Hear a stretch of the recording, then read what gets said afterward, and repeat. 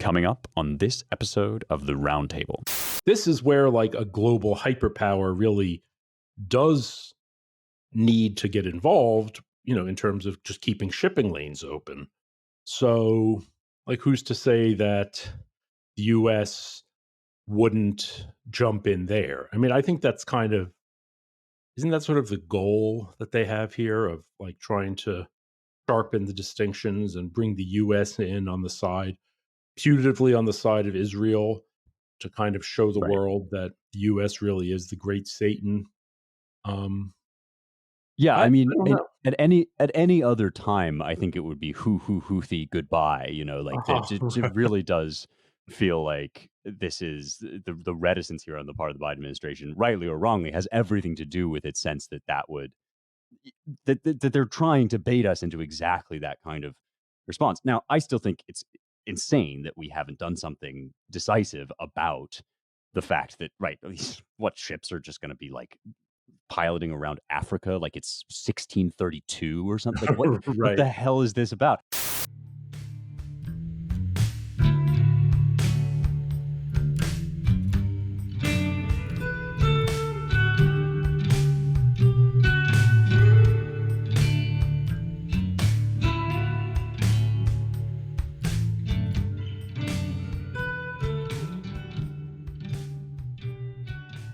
Hello and welcome back to the Roundtable 2024. We're doing it live. Here we go into what is sure to be a banner year. Buckle up, everybody.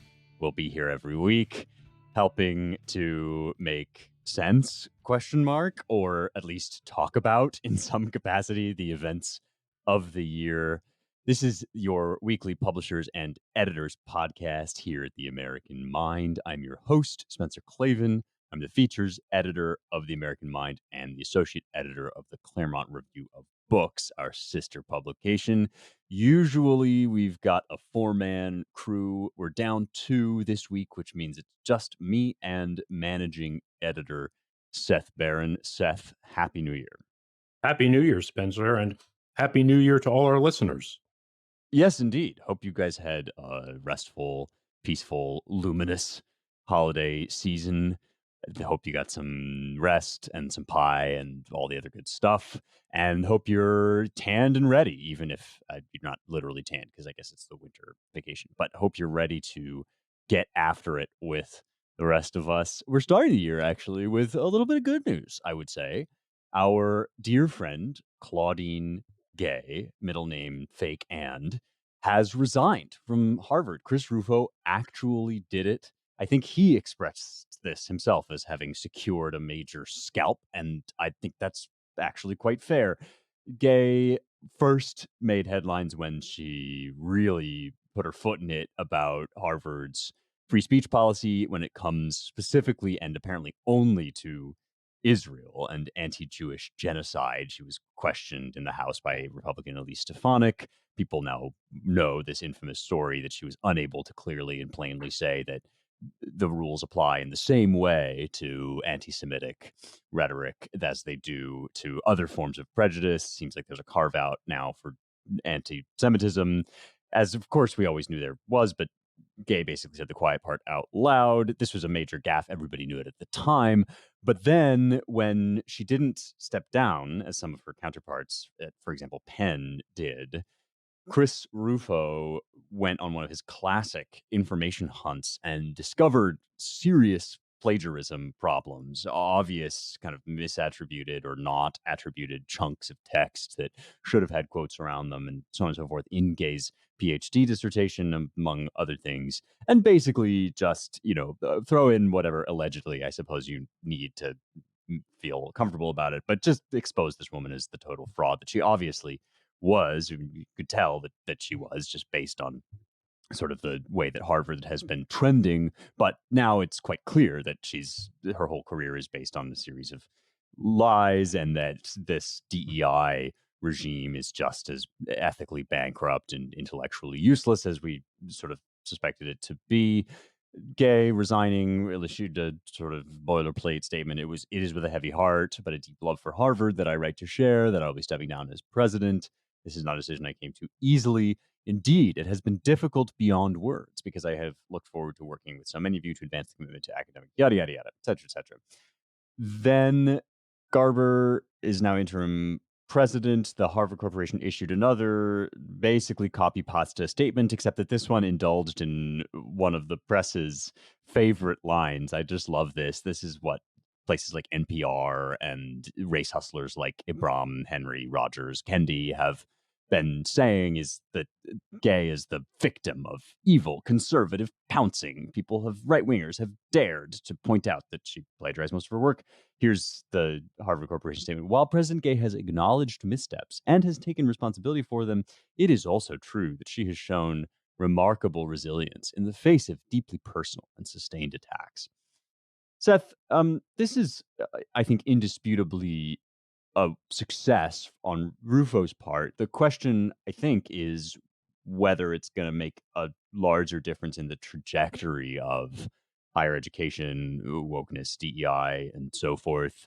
I don't know that much about Alan Garber, but I assume he's in the same camp. I don't think this is going to be a new transformative regime. What do you expect from the future now of this fight over higher ed? Oh, you know, not very much, not as a institutional or systemic change or anything like that. Look, Claudine Gay's problem wasn't that she was mealy mouthed about Hamas. It's not that her her true passion is DEI theory. Hmm, hmm, Um, the only thing she got in trouble for was, and this is why she got fired, is because she is just an outright plagiarist. I mean, I haven't looked deeply into it, but apparently she couldn't even say thank you without plagiarizing. That some of her hmm. acknowledgement pages were just lifted whole cloth. So, and for someone with a very thin publication record, it was just an embarrassment. Like Harvard couldn't. Here's the thing: like the donors, the alumni, the students, the faculty at Harvard, like they can put up with a lot. But if you're going to Right. go ahead and just totally melt down the Harvard name and its legacy and its status and reputation by permitting someone like in charge of the place to just flout every rule and every standard of academic probity, well, that's that. Then you've really crossed the line, and I think justifiably. Obviously, she wasn't vetted very well. All of the noise that we keep hearing in the protests talking about like her astounding excellence and her brilliance and her brilliant scholarship is obviously just a lie. Right. It's not clear that she ever said or did anything brilliant, except she just ascended to this through the ranks of the DEI establishment. One thing that's really funny is on Twitter and elsewhere, everyone is going crazy about how this is like a racist attack. And I gather Rufo, he said that basically that he collected a scalp. Right. And I don't know if you saw this, but Yeah, the I AP did see said this. Christopher Rufo, a conservative activist who helped orchestrate the effort against Gay, celebrated her departure as a win in his campaign against elite institutions. On X, he wrote "scalped," as if Gay was a trophy of violence, invoking a gruesome practice taken up by white colonists who sought to eradicate Native Americans. Right, Okay, right, right. so Taken up from whomst, I yeah, wonder. yes, and then I guess they went in and amended that to say, and also used by some tribes against their enemies. Scalping, obviously, yes, the colonists did appropriate it, but it was the Native Americans who pioneered the practice. So, but this is the kind of thing we're going to be seeing a whole lot of. I've seen people talking about how Elise Stefanik, how she's basically a Nazi. That Neil Gorsuch was a plagiarist and nobody cared. So Will it maybe make university boards of governors like look a little more carefully into the backgrounds of like these DEI style candidates? Well, that would be good, I guess, just for the sake of academic rigor. But is it going to actually change the tenor of the university regarding DEI? Nah, I don't think so. Yeah, just more evidence of the ferocious rapacity with which white devils seized every cultural innovation. There really is no white culture. They didn't even invent scalping. They couldn't even invent a gruesome practice of execution for their enemies. No, I mean, I basically agree with you, Seth, that one really kind of amazing thing that's now happening is people, her defenders are talking online as if like, well, who doesn't just have a handful of misattributed or stolen non-quotes in their published academic research? Who doesn't have a short academic career riddled with lies and obvious distortions? And this guy Keith Boykin says if we're going to start scrutinizing every detail of college presidents' past writings for technical attribution issues, let's do it. Let's put everyone's past writings under a microscope. It's like this Yeah, may just be a posture. This might just be sort of a defensive stance that people like this are taking. But I don't know. I'm sure that a lot of people like Gay are filled with fear. Like there probably are a ton of these people in the DEI academic world. And it's possible they genuinely don't realize that the rest of us like got our PhDs by putting quotes around the quotes that we wrote and doing the research and stuff. Like they might just genuinely think that because they are fraudulent shams, everybody is doing this. And it puts me in mind of that whole rhetoric, of imposter syndrome, where they're always trying to make you feel better for your sense that you don't belong in this or that room because maybe you are black or a woman or gay or whatever. And they're saying, no, no, everybody feels like a fraud. Everybody feels like a sham. And I'm just wondering, like, maybe not. Like, maybe actually these people are all just shams and they imagine that everybody is because they can't fathom that there's actually such a thing as like doing academic rigor and there's a difference between that and what's going on with Claudine Gay. And so in that sense, like Gay is a perfect representative of what Harvard has become. I mean, yes, on the one hand, as you indicate, she's totally just taking a dump all over the Harvard brand. But on the other hand, that might be a closer representation of what the Harvard brand now stands for. And this is why I've always been a little bit ambivalent. I think we were talking about this near the end of the year about whether I wanted Gay to resign or not. Like, yes, of course, I think wins are better than losses, and you want Rufo to succeed in this campaign. But you would not want people to infer from that that, oh, yeah, they cleaned up this one bad person and now everything's going to be fixed. Like, I sort of think that the strategic move here should now be just to continue exposing people. And I think Rufo is going to do that so that gradually we start to realize that actually they're all like this. Like, the whole system is now rotten in exactly this way. Well, yeah, and I saw that Keith Boykin thing, and he was saying it as though this is a threat. Like, okay, conservatives, Right. uh, be warned, we're coming after you for your plagiarism. This assumption that, and you hear this a lot, like, in regard to say, you know, crime statistics. Mm. Uh, you'll hear, well, everyone commits crime. It's just that like black people get caught for it, or Right. everybody commits crime. It's just that the whites are much sneakier and they're much more practiced at getting away with it, which is kind of a major cope. Look, I say go for it. For one thing, if they can find all kinds of conservative scholars, I mean, I don't know even how many there are left anymore, uh, Mhm. having plagiarized their work, other people's work, great. Like expose them. I just don't think there's going to be that many. And I think if you open this door, I mean, look, it's very easy now, evidently, to check to see if someone's plagiarized something. Teachers routinely run their students' work through these automated software programs or whatever, Yeah, and that's one of the defenses of her actually, which is sort of funny, is that she wrote her thesis before you had all of that, and yeah, so she never would have guessed that they could have just fed it through a computer and catch her, which is even right, right, funnier and knowing that. she must have been terrified at some level, like that someone Yeah. would stumble on this.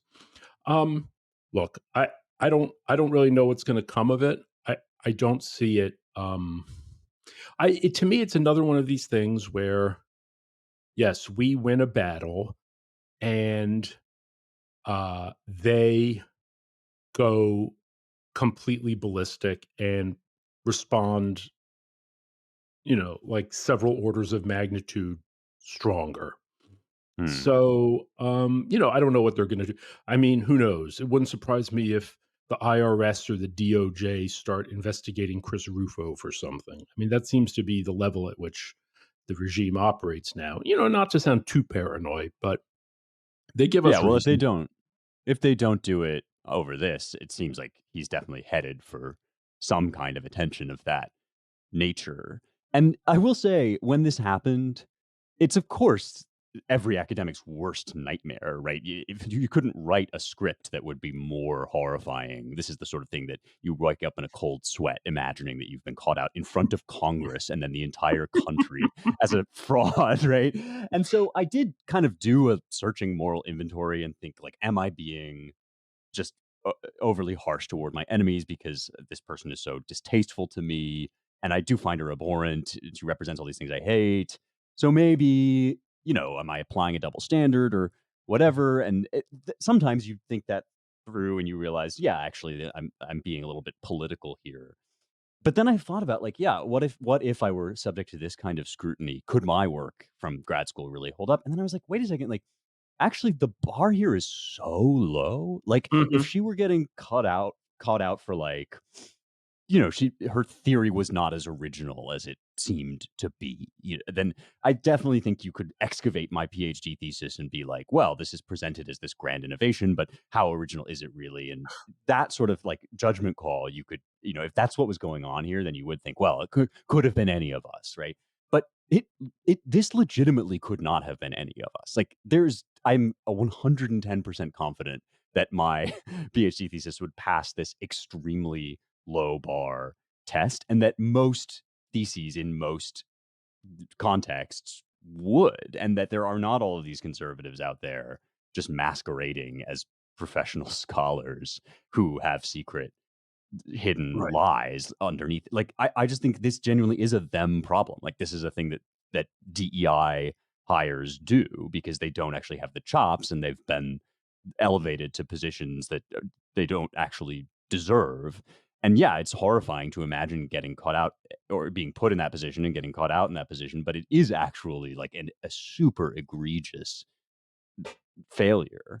And yeah, I think the left will respond in their typical kind of fire and brimstone way, but also, I guess I feel like this system needs to be just hounded out and destroyed root to branch. And I suspect that that means the collapse of the prestige of American Ivy Leagues, at least for a generation or so. Maybe I'm wrong, and this can be done by just cleaning house within already existing institutions. But either way, the course of action seems to me to be basically the same, which is to expose just how extensive this fraud is and just how actually, like, worthless these people are as thinkers. Like, I think for even now still, we have this tick in our head, like, well, they have something to say. I mean, maybe they're not mathematicians or they're not credentialed literary critics, but they're there because they have some sort of intellectual acumen that enables them to go on the offensive in this way and to achieve these positions of power. And like, it's just salutary and feels good and is right for people to realize, like, no, actually, there's less than zero value in these people's intellectual contributions. Like, they contribute less than nothing to the discussion in the marketplace of ideas. So all of that seems good, but I agree with you, Seth. I don't think this is like the beginning of a transformation of the Ivies. Probably the opposite. It's probably the beginning of a retrenchment. Yeah, probably. I mean, let me just, you know, speak to, give the other side a little bit of airtime. Like, okay, for instance, I saw somebody had excavated the old Alan Dershowitz Norman Finkelstein debate from, it's now 20 years ago, where Right. basically Finkelstein, who's like, very kind of assiduous. He's a real like, truffle schwein. He'll like dig through footnotes and everything. And he sort of proved that Alan Dershowitz had plagiarized from Joan Peters. This is like getting really esoteric, but like basically It's a by deep cut, yeah. showing that like his quotations included errors that weren't in the original, but were only in the cite. Basically, he was quoting someone else's quoting of things Right. and picking up errors. So, which is like a pretty good way to see if someone's plagiarizing. So people have been saying, well, Alan Dershowitz did this. But then again, Alan Dershowitz is not the president of Harvard.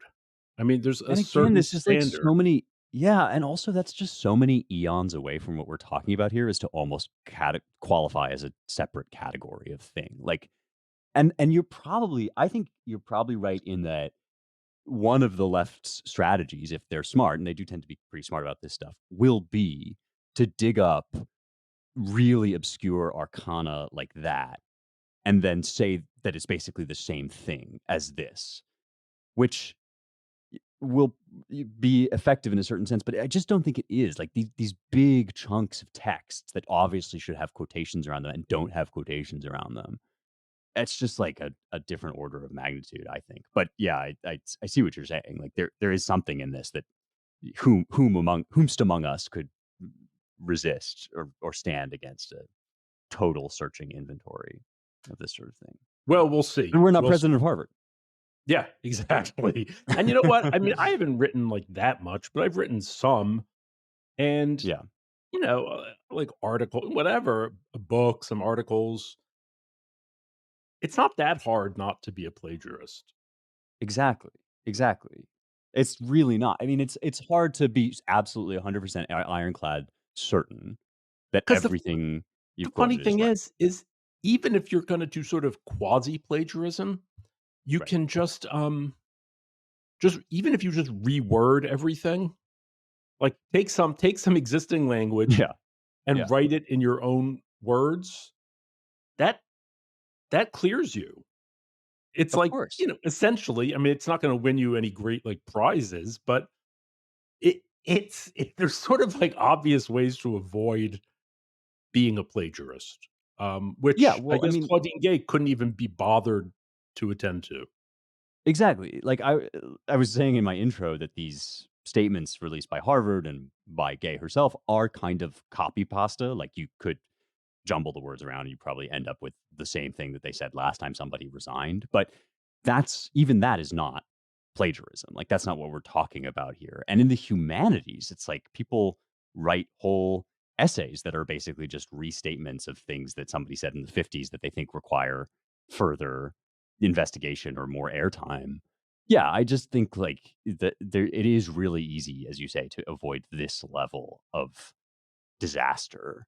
It's not easy to be totally confident that you could never be caught out in any kind of mistake. And like I say, that's the sort of thing that makes people like you and me wake up in a cold sweat, then wondering like, oh, did I accidentally? But the joke, the irony is that it's because we're those sorts of people that this would never actually happen to us, right? Right. Like it's because we wake up in that cold sweat, which Claudine Gay obviously doesn't in some sense, or can't be bothered to like fix the problem. Anyway, now we really are doing academic shop talk, but I think it's worth noting that this is, you will now hear in the coming weeks and months the claim that this is the sort of thing that everybody just does.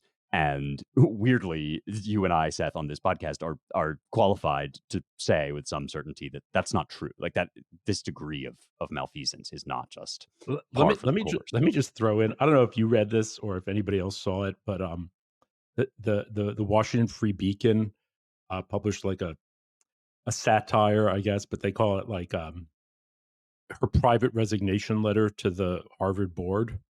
Mm, And it starts out, "Dear friends and colleagues, 8 score years ago, a great American. It's really funny. And she's just like like to continue Uh, to fight on the beaches, on the landing grounds, in the fields and in the streets, whatever the cost may be. For my personal vindication would almost totally absorb the time and attention of both the president and the corporation.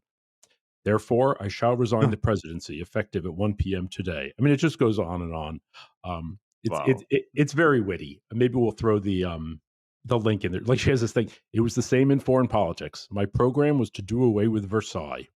People all over the world should. I mean, she's like quoting from Mein Kampf, from like um, from Oh Cyndi man. Lauper. It's like very silly, but it's excellent. Wow, yeah, let's link to that in the show notes. And all I can say is it is a far, far better thing that we now go Yes. to in our next segment than we have ever discussed before. Let's leave poor Miss Gay to her fate, and she surely doesn't need us to pile on any further than we already have. She's dug her own grave. But let's talk about the border, sort of a more sobering topic, not one that with less cause for merriment. This is emerging. It's obviously been an ongoing catastrophe for the whole Biden presidency. And even before that, it was enough of a major concern that Trump was able to build an entire movement on just pointing it out and insisting that the laws be the laws and that people not just flood across the border. All of that has now been reversed under Biden, and we're reaching, I think, a breaking point. At least it's going to be a major topic in this coming year as the whoever becomes the Republican nominee looks like Trump probably, and Biden, barring something that might well happen, some change or transformation, it's going to be a major issue. Seth, you've got this really great piece in the New York Post that we'll also link to in the show notes. It's called from it's the headline is "From New Jersey to the Senate, Fellow Democrats Aren't Lifting a Finger to Help New York City and Chicago's Migrant Crisis." And you just point out something that we've covered on the show and has been an issue in the past, this technique now that various Republican officials are using. In your piece, it's focused on Texas Governor Greg Abbott, but this was also a Ron DeSantis thing too, to bus migrants up north so that it's not just the border states that have to deal with the infrastructural challenge of hosting these, hundreds of thousands of people. It's also the places like Martha's Vineyard and liberal enclaves and blue states and so forth. So Abbott says that he's sent around 70,000 migrants on. And you point out in your piece that this is like a light week at the border, which has now effectively been erased as is not a border anymore. You say the that the Biden administration has transformed American customs and immigration enforcement personnel into the federal equivalent of Walmart door greeters and flooded the nation with an estimated 8 million unvetted arrivals. So the point of your piece is, okay, this is a fight that's going on with Abbott, and Eric Adams, the mayor of New York, is blaming Abbott as portraying him as this kind of reckless, wanton madman.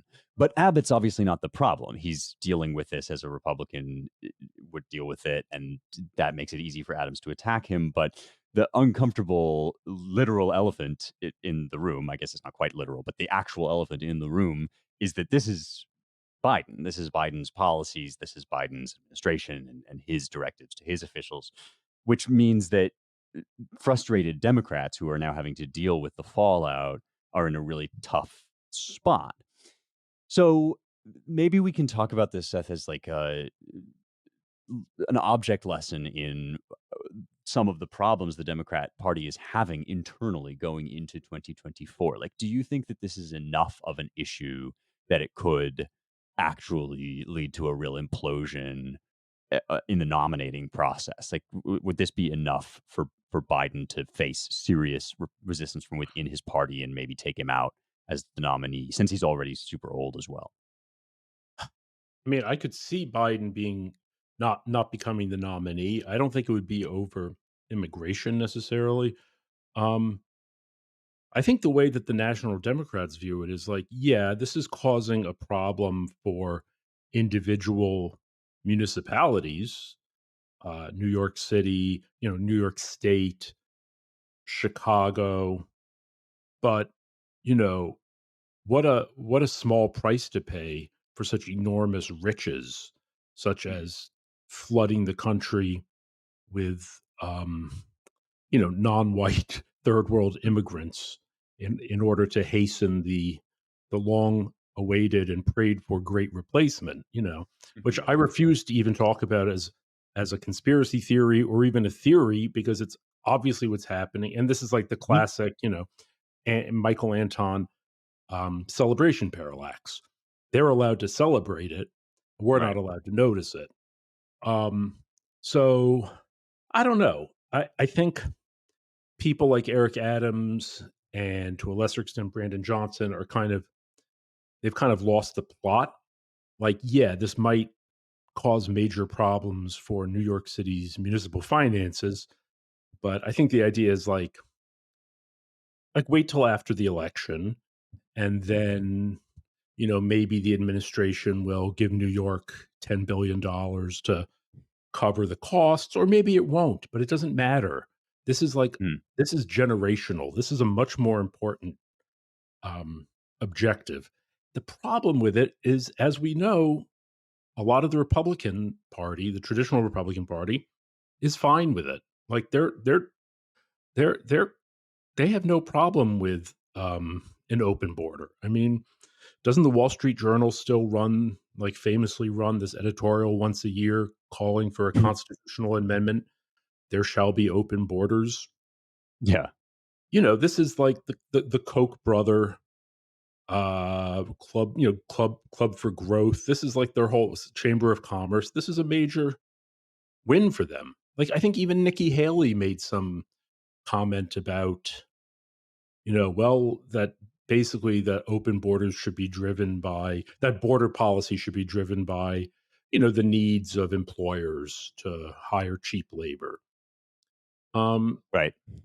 so it's very unpopular among like the people, open borders, but Yeah. I'm not sure that they get a vote, Ironically, right. I mean, right? they're about the only people that don't. Yeah. What's funny about the Great Replacement, and now we're really like this podcast is going to get us both like severely reprimanded. But no, it's the joy of working at the Claremont Institute is you don't have to be worried about talking about the Great Replacement. But truly, like I'm going to be that podcast bro now and be like the thing people don't actually understand the Great Replacement, but they don't. I mean, this whole thing comes out of a book by I think it's a book, might be an essay by this French theorist Renaud Camus, who's putting forward actually a remarkably abstruse and sort of like abstract theory of which immigration is an example. It's not a theory about immigration. It's a theory about a wholesale way of looking at the world and this big elite trend. And one of his major examples is the fact that everybody seems totally comfortable with all of these immigrants just moving from country to country and native populations being replaced en masse by these huge influxes of foreign labor, population, migration, whatever.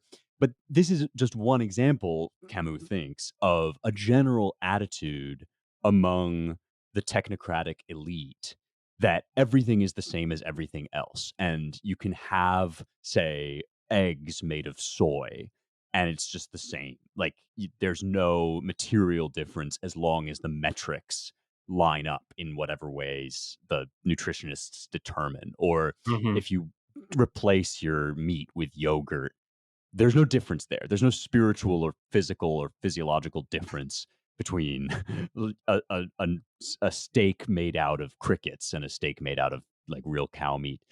And this idea then is what gives you the sort of nonchalance about whatever 8 million border crossings or any number of European nations like finding these huge neighborhoods that have just been transformed culturally is the notion that, well, why should it matter? Like all of those things are just incidental kind of secondary aesthetic concerns. And if you have the numbers and if you have the workforce and if you have the birth rates and all that, then it shouldn't matter whether these people just stepped off the boat and were born in Lebanon versus whether they've been in France for 10 generations. And that attitude is actually, I think, what gives you the Wall Street Journal flavor of this thesis, which is that economics is what counts, right? For the left, it's sort of, social issues are what counts, or demographic support for certain policies are what counts.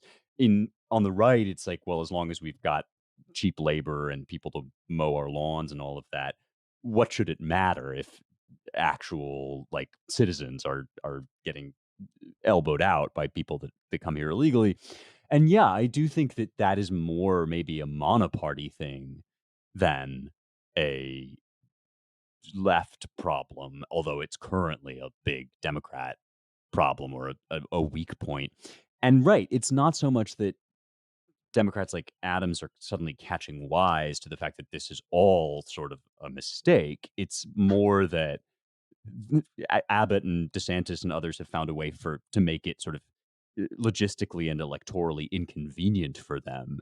And so they're sort of trying to figure out a way that they can just get past this hurdle before, with for long enough that by the time you get a real electoral majority, they'll have been basically like drowned out by imported Democrat votes. Like, is that sort of the end game, you think?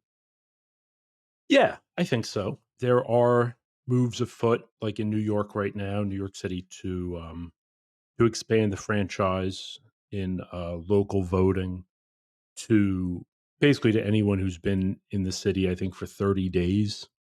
Hmm. Right. Right now, because the state constitution says that voting in elections shall be limited to citizens. Uh, Mm. Says that right up front. So it's been hard to. They're working to over. They're working to. So it was the law was over was what do you call it?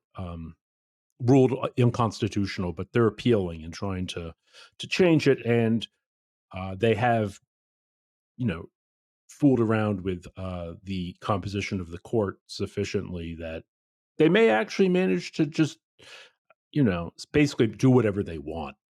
So Yeah. it could happen in New York. I suspect that this is the plan for other places. Um, Texas, Trump won Texas by 5 or 6 points.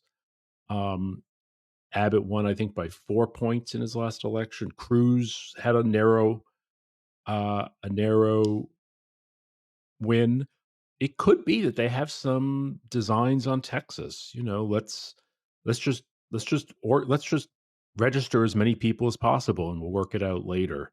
I don't know. I Hmm. mean, that could be, but even if it's in 10 or 20 years, that's fine. They understand that it doesn't happen overnight. That is one of the advantages to being a leftist is you tend not to have such such a short term perspective. Mm. They Yeah. they really think in kind of secular terms, like the next 25, 50, 100 years. Hmm. But let me remind everybody that open borders was never a left premise. Uh, Right. Cesar Chavez, the founder of the United Fruit Workers, he would send his people down to the border to try to block migrants from coming in because he saw them as, replacement workers, scabs, people coming in to lower wages.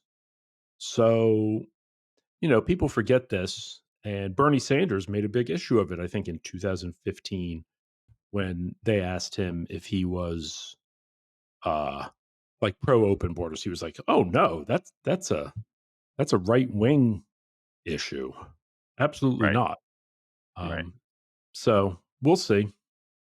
Yeah, this is true also of Brexit, isn't it? That it used to be kind of a lefty position to be suspicious of supranational entities Mhm. because they created a situation in which like the workers couldn't take care of themselves or be taken care of by the state no longer existed to deal with the workers. And right, I mean, this is all part of this general shift of on in the global left, I think, Yeah. away from like particularism, protectionism, Mhm. and concern for like the middle class toward this giant monolithic power, like favoring just authoritarian, basically, modes of operation. And I wonder, I mean, people are making noise about these polls that seem to show young people and also to a certain extent Black and Hispanic people moving away from Biden. Sometimes that's framed in cultural terms that, Latinos tend to be more socially conservative. And so they don't they're not really so ready to hop on board and join the Rainbow Coalition. But I wonder whether there's an element of this also that would undermine the hope of just kind of importing this massive dependent class and then letting them all vote blue forever. That actually many of the people who are crossing the southern border are unlikely to favor this like homogenized view of a nationless world in which their vote, their dollar, their whatever counts only as much as the gajillions of other people that they're incapable of being differentiated from. I mean, I don't have great hope that there's gonna be this sudden shift in the parties where now suddenly like various racial minorities are majority red or anything. But it's a huge tension, to be sure. I think that this kind of idea that Renaud Camus was trying to get across, this idea of total global indifference to local particularities, like Mhm. that is not a naturally leftist idea, and the Democrats will probably have trouble really like advancing it to certain important factions in their coalition. But isn't that why they've worked so hard to,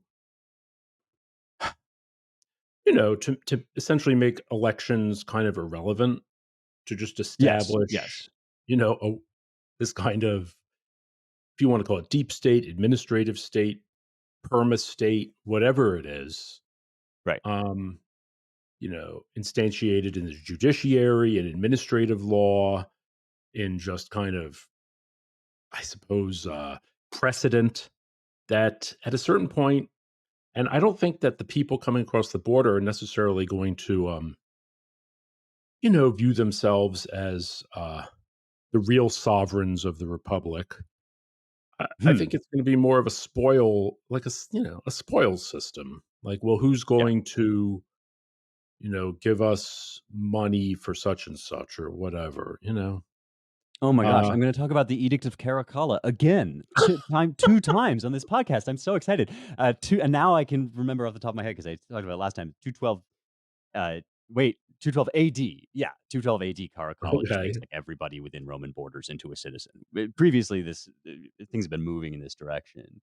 But my point in raising it is that, yeah, I think part of the intention or part of the goal is to transform citizenship from a sort of identity or a pride of place and an attachment to a certain regime into a goodies package that you then just extend outward beyond all local meaning and teach people to expect from citizenship just certain benefits without any real investment in the locale or the way of life and all that stuff. So yeah, that's I definitely think that's one major aspect of the move here. Another important thing is this like shift toward whatever you want to call it, cultural Marxism rather than class Marxism, like to teach Mm. people not to think in terms of economic class or their class interests. So weirdly now after all these years, it seems like historical materialism and class analysis are on the list of things that have now suddenly become right wing.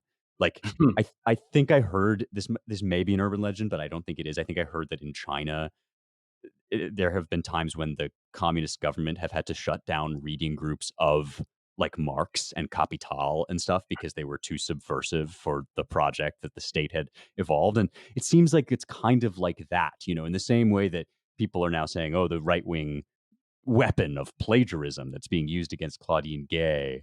Like another thing that is now being added to the list of like right wing extremism is a suggestion that, well, actually, maybe it's not totally insane to think that people should have a certain attachment to their social class, or that social class exists and matters and all of that. Like, that's sort of amusing, and might actually, that might become more true rather than less in years to come. I'm seeing a lot of people talk about class actually on the right all of a sudden.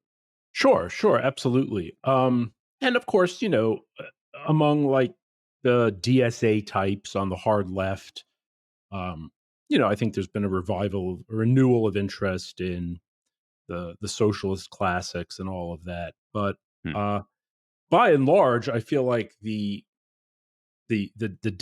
mainstream Democrats, their view is no war but race war. Like Yes, not right. right. Exactly, exactly. So, and only in one direction. So Yeah. we'll I mean, this see. is why they're so eager to, like, create blackness everywhere where there is none, and whiteness too, by proxy, is like, if something can't be comfortably analogized to the history of slavery in America, then it really doesn't serve the left's purpose anymore, at least not the purposes of the left that is most powerfully represented in the halls of government. Yeah, we will certainly see. You're absolutely right. Let's leave that. I mean, we will certainly come back also to this topic. The border's not going anywhere, except except into the ground. I guess it is being trampled into the ground, but it's not. The concept is not going anywhere. We should devote some time before we have to sign off to the killing of Saleh al-Aruri. This is another one of those topics in which I feel like the Twitter guy that has to get online and say, like, I have a lot of opinions about Saleh al-Aruri, a person I have known about for a long time and whose career I have followed. But this is this is a deputy Hamas deputy leader, um, who I gather was very important in their command structure. That he was in charge, or really was their link to Iran and to Hezbollah in Lebanon and so forth. And he was killed by a drone strike in Beirut, which, for those of you out there, is definitely a city that I have known about for a long time in Lebanon. Um, Another person that I'm very familiar with, Hezbollah leader Hassan Nasrallah, has said that this will not go unpunished. It's a, quote, major dangerous crime about which we cannot be silent. And he's said, if Israel starts to wage war on Lebanon, then basically all bets are off. There will be there will be no concept of proportion in the retaliation, and so on and so forth. So, people are a little bit antsy and on edge about this because Israel has not l- taken credit for the strike, but it sounds related at the very least to what's going on with uh, Hamas and Israel. And this is like an indicator of the potential that everybody is maybe most worried about. That's a big claim, but I think the major concern about the war in the Middle East is that it would spread outward into the region more generally.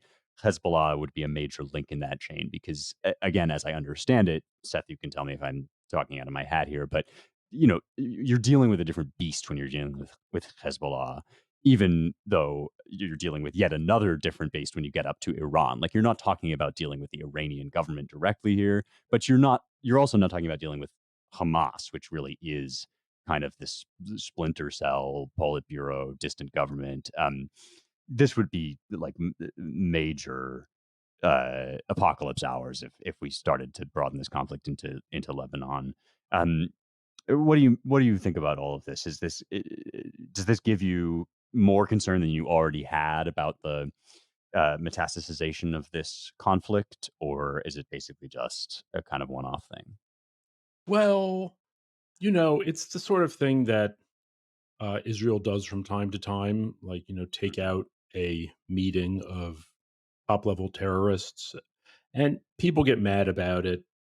And, maybe they redouble their efforts to take down the Zionist entity, but I'm not so sure that it's going to result. I mean, for one thing, Israel didn't attack a meeting of Hezbollah people, right? I mean, these were a meeting Right. of Hamas people. They didn't attack the government of Lebanon. They didn't attack. I mean, were these people even Lebanese citizens necessarily? I mean, even if that, and we're talking about a region where these groups like Hezbollah and the Houthis, they they don't have like they're not the actual government of the country, but they may as well be. I mean, they operate as a form of government, in terms of their ability to, dictate terms and to impose policies and to wage war.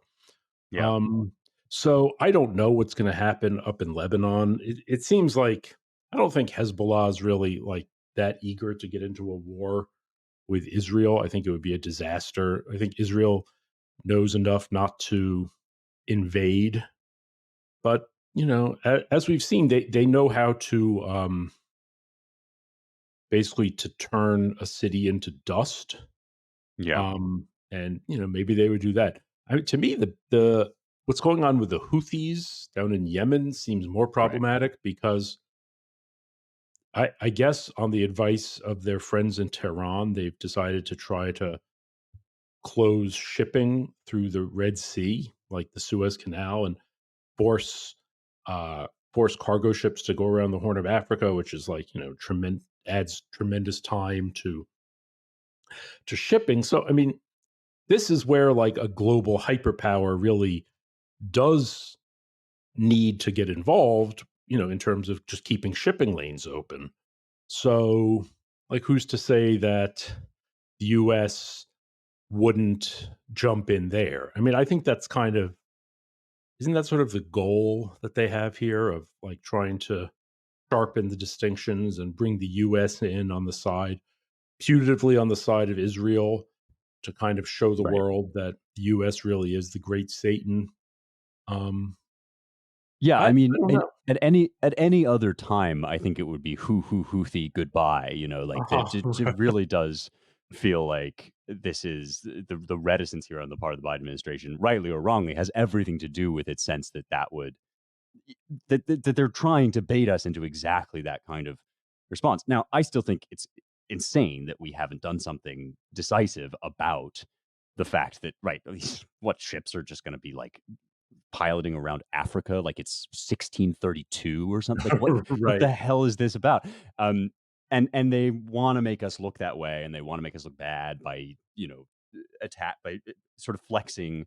It's this little thing. They are this little thing that you want to just squash, but also then I'm sure that they would say, "See, there's this massive war now." They try to blow it up into World War III. I mean, I think it's more damaging actually to let our reputation diminish to the extent that we can't even fix this little problem.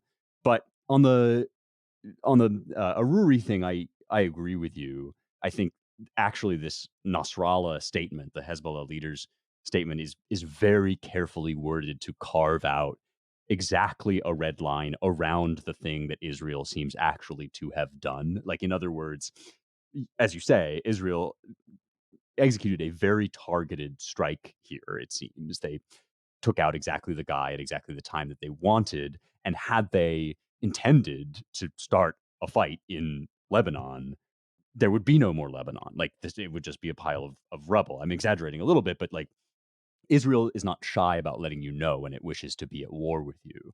And so the Hassan Nasrallah, the Hezbollah leader, seems to have kind of taken that cue and been like, ah, yes, we must retaliate in no uncertain terms if they do the thing that they did not do and clearly are trying very specifically not to do. I find this whole region kind of confusing because, and maybe this is a like Quranic thing or something, but it seems to me like the rhetoric is like always dialed up to 11. You're Mhm. always waging a global war against the, Alladina Kafarun and stuff. And so I you, think it's even like pre-Quranic. It's this kind of mm, Arabic grandiloquence.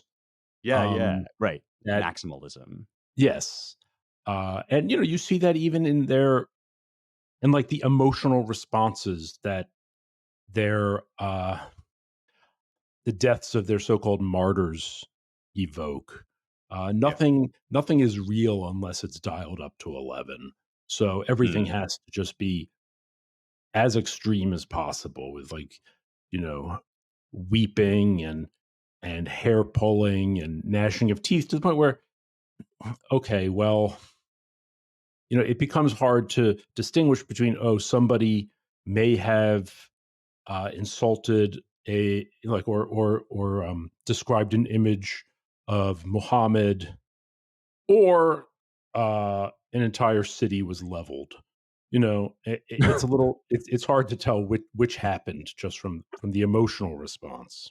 Geez, when you put it like that, it's like a civilization expressly designed for social media. Like, it sounds like they're kind of already living on TikTok. Kinda. Oh, man.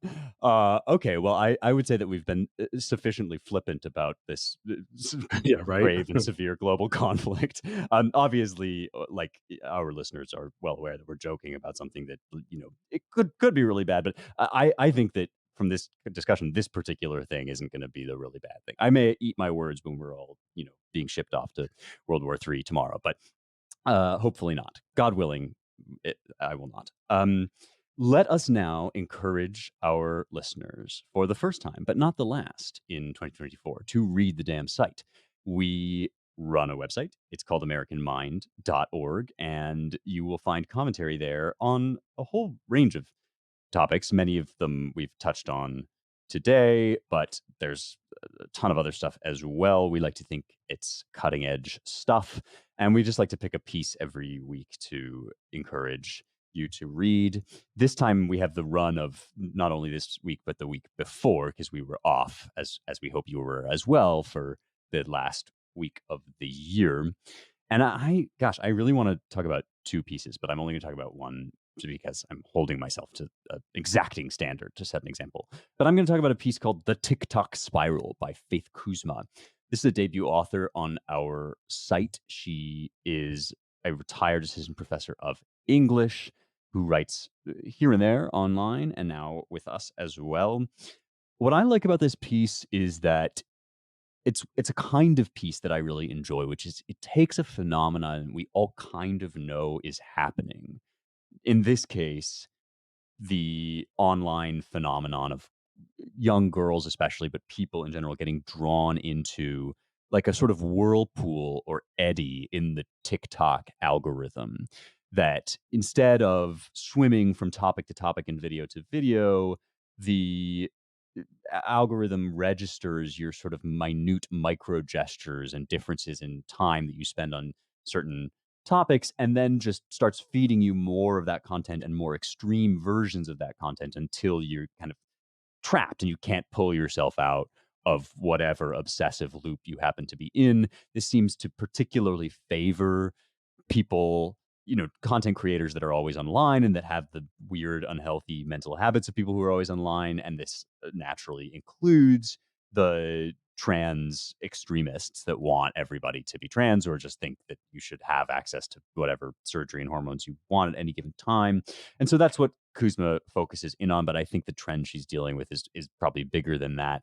Anyway, those of us who are online, we all get the kind of vibe that this sort of thing is going on. You can feel it happening to yourself, but it's difficult to actually demonstrate when something like this is happening. And that's what Faith Kuzma has done here really well, is she's marshaled a bunch of data and studies and examples. She takes you through some case studies, and you really kind of get a granular feel for how this stuff works. It certainly made me come away with further hostility toward TikTok as basically a demonic engine, but you can draw your own conclusions.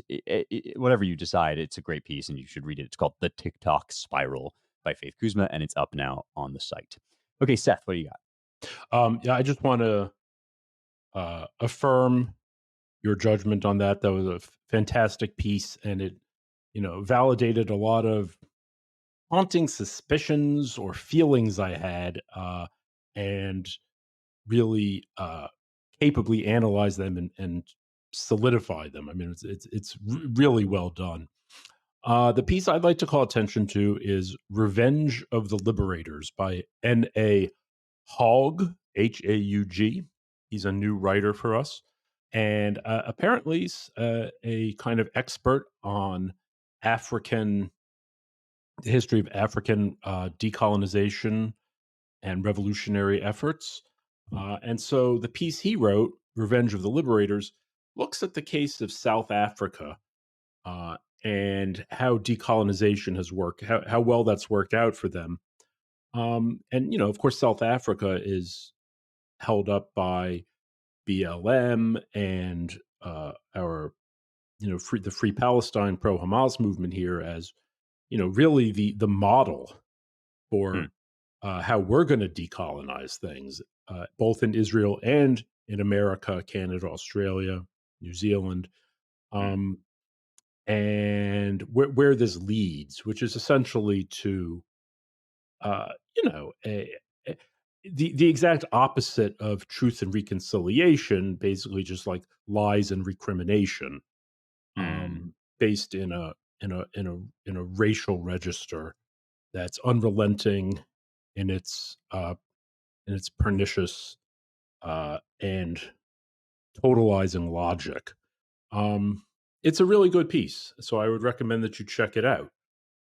For anyone into South African uh, terror porn, Mhm. it's got plenty, and it's got some good So really, stuff on.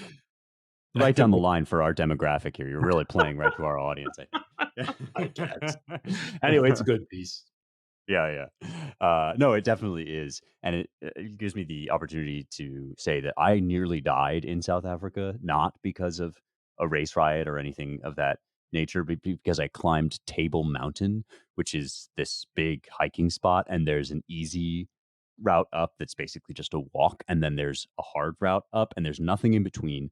And of course, my college buddies and I were like, "We're gonna take the hard route," even though we had heard that it was basically rock climbing, which in fact it was, except you didn't have a harness and it was like these metal handles just nailed into the Oh, sheer cliff face. oh And my halfway god! up, the otherwise bright and sunny day turned on a dime into like dense fog that started to make everything wet and slippery and nobody could see anything.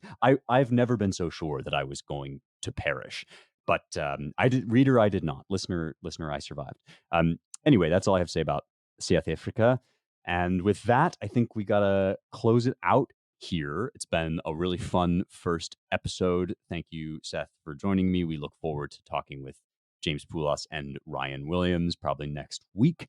And thank you all for being with us, whether you're a longtime listener or you've just found us. Very glad you're here. We'll be here all year, every week. So subscribe to the podcast and make sure you don't miss an episode. Drop a 5-star rating, however you would like to help support us. We'd really appreciate that. If you want to know more about the stuff we do at Claremont, which is the institute under whose umbrella all of this happens, there's a few places you can go besides AmericanMind.org. You can go to ClaremontReviewOfBooks.com, where our sister publication, CRB, is published, and that it does also have a physical version that when you subscribe, you'll get in your mailbox. Very handsome edition, if I do say so myself. And you can donate to help support our work at claremont.org/donate. That is how we keep the lights on, and we really do appreciate it. Anything you can give, large or small, would be great. You can remain anonymous, or you can have us shout you out on the podcast if you want. Just leave a note that that's something you'd like. Finally, check out our DC-based Center for the American Way of Life, dc.claremont.org. There's a lot that they get up to that speaks directly into some of the, especially the academic corruption that we dealt with today, but also fighting government corruption and so forth. Thanks to our production and engineering crew, Jake Gannon and Logan Zeppieri, and thanks to all of you for listening. We will talk to you next week.